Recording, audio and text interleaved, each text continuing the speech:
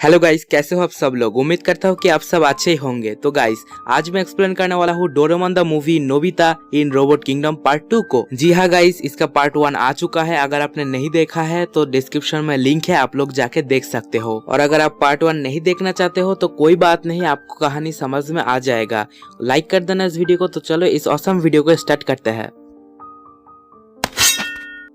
Part 1 में हमने देखा कि कैसे एक एलियन रोबोट बॉय अर्थ में आ गया था और बाद में डोरेमोन, जियान, नोबिता, शिजुका और सुनियो वो रोबोट बॉय पोको की प्लैनेट में आ जाता है। और अब आगे हम लोग देखते हैं कि मूवी के स्टार्टिंग वाली छोटी सी बच्ची को दिखाया जाते हैं जो कि खेल रही थी। वो देखती है कि उसका टॉय रोबोट फ्रेंड वापस आ गया है जिसके साथ वो खेला करती थी, लेकिन अब उसके पास में कोई भी फीलिंग्स और इमोशन नहीं है क्योंकि इस प्लैनेट का क्वीन सब रोबोट से अपना फीलिंग्स और इमोशन ले लिया था।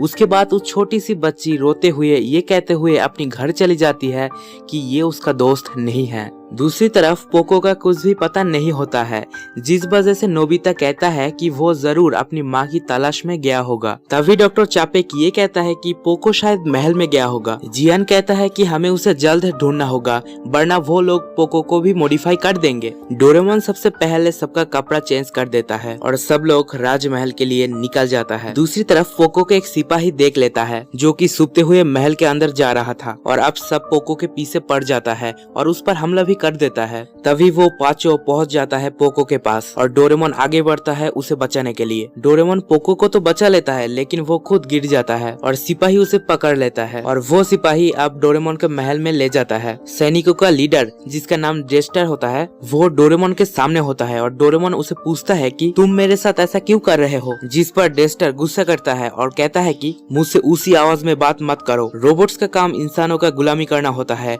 उनका बात मानना होता है। डोरेमोन कहता है कि मैं धरती से आया हूँ और मैं किसी का हुक्म नहीं मानता। और उसके बाद डोरेमोन को जेल में बंद कर दिया जाता है जहाँ पर पोको की माँ कैद था। पोको की माँ मारिया उसे पूछता है कि तुम कौन हो और कहाँ से आए हो। डोरेमोन बताता है कि मैं एक कैट रोबोट हूँ और मैं किसी दूसरे प्लेनेट से आया हूँ। और डोरेमोन उसे देखकर समझ जाता है कि वो जरूर पोको की माँ होगा और डोरेमोन उसे पूछता है कि क्या आप पोको की माँ हो। उसके बाद पोको का नाम सुनते ही मारिया खुश हो जाती है और वो खुशी से रोने लगता है और पूछती है कि उसका बेटा पोको कैसा है। और मारिया डोरेमोन को बताती है कि क्वीन जेनी और पोको बहुत अच्छा दोस्त हुआ करता था। जेनी जब छोटी थी तब पोको उसका ख्याल रखता था और जेनी की फादर दिल से बहुत अच्छे थे और सबके बारे में बहुत कुछ सोचते थे और कुछ करना चाहते थे। एक दिन एक हादसे में किंग मतलब जेनी की फादर मर गया था और किंग के मरने के बाद जेनी बदल गई थी और उसके ऊपर डेस्टर रोबोट ने कब्जा कर लिए थे।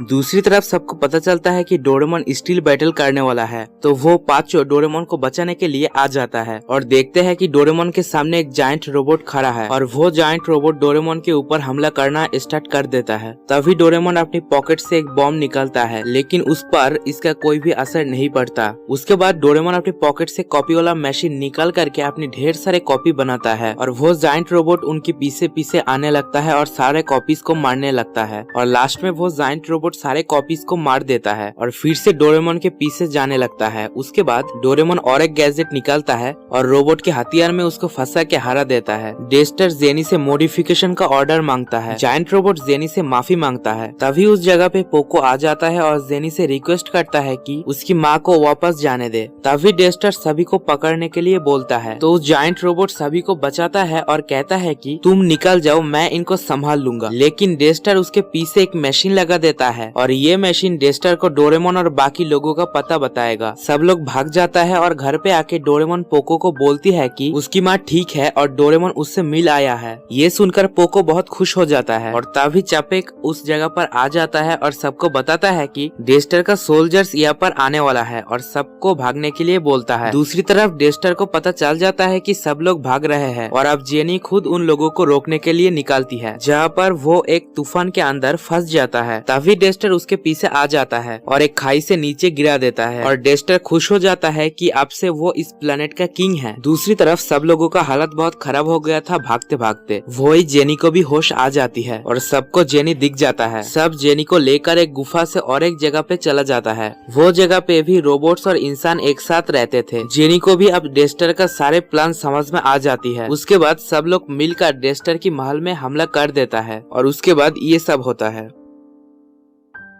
और लास्ट में हमें पता चलता है कि डेस्टर कोई रोबोट नहीं है, डेस्टर चापेक का बड़ा भाई है। उसके बाद पोको उसकी माँ से मिलता है और सब कुछ नॉर्मल हो जाता है। तो अगर आपको इस वीडियो अच्छी लगी है तो इसे लाइक करना, अपने दोस्तों के साथ भी शेयर कर देना और इस चैनल को सब्सक्राइब कर देना और बेल आइकन ऑल पे सिलेक्ट कर देना। मैं मिलूंगा अगली वीडियो में, तब तक के लिए बाय।